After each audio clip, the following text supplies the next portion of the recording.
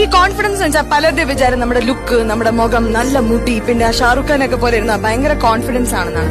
Four example, if I come here and stand and say I am very very confident, I don't mean that. Actually ഇവിടെ ഇങ്ങനെ നിന്നിട്ട് hi I am very confident.